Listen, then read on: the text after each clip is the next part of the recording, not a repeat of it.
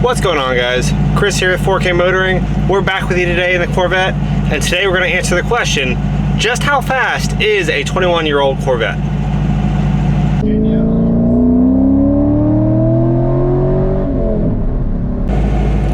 So no, unfortunately I don't have an area where we can get to the full top speed of this car. Chevrolet says it's 175 miles an hour. After 20 years, a little bit of tuning, who knows, right? But one thing we can pretty easily test is the 0 to 60. And there's two major tests I want to do today. I want to do, just as the car is, 0 to 60, and then I want to try it in performance driving mode, which is basically a modification of the traction control settings, just to see if that makes any significant difference. So stay tuned, let's see what happens.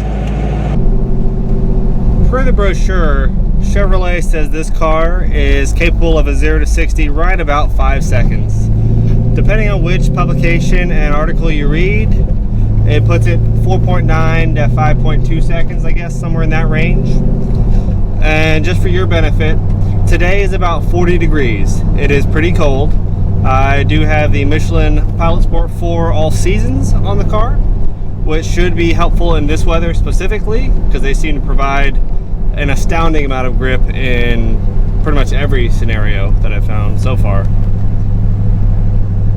So really this will be a good test of just how much of that is left on a car this old. Again, I have long tube headers, open exhaust, and a tune, but other than that, this is a factory car, no other engine mods. If anything, I've added a little bit of weight to it, so this should be a pretty good test of just how it does. One thing I do have to apologize for is that I did not bring a chest rig or something else for the camera to be able to hold it and watch the speedometer. So you guys are going to have to trust me just a little bit. I'm going to start the test from a dead stop, but I'll have to audibly say when I'm at 60 miles an hour, and then we'll go ahead and put on screen when I run the numbers exactly how long that took. Alright, so we are here. Alright, we are full traction control. We are stopped. 3, 2, 1, launch.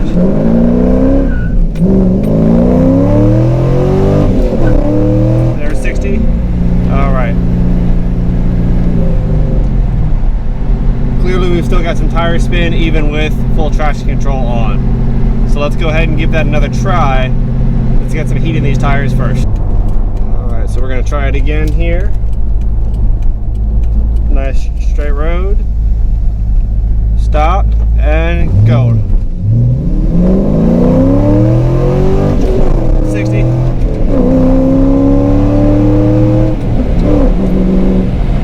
The car itself, probably in first gear, it would be able to hit 60 at redline. The moment I shift, I jump from about 57 to 63. Kind of that fast. Okay, we've done a couple pulls, got a couple good ones in there. Let's go ahead and hit the competitive driving mode and see what happens. Ready? 3, 2, 1, go.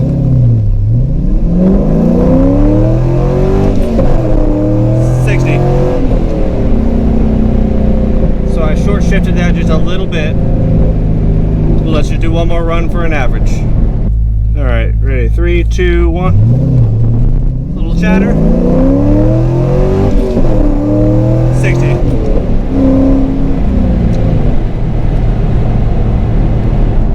Well guys, I think that's the best we're gonna do today.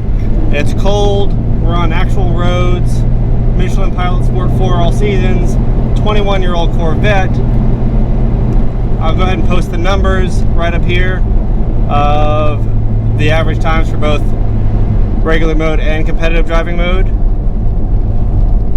Let me know what you think. For any of you that have done actual drag strip time with your Corvette, let me know what kind of 0 to 60 times you're seeing. I'd love to hear about it. Let me know what mods you've done and what you've really noticed that's helped.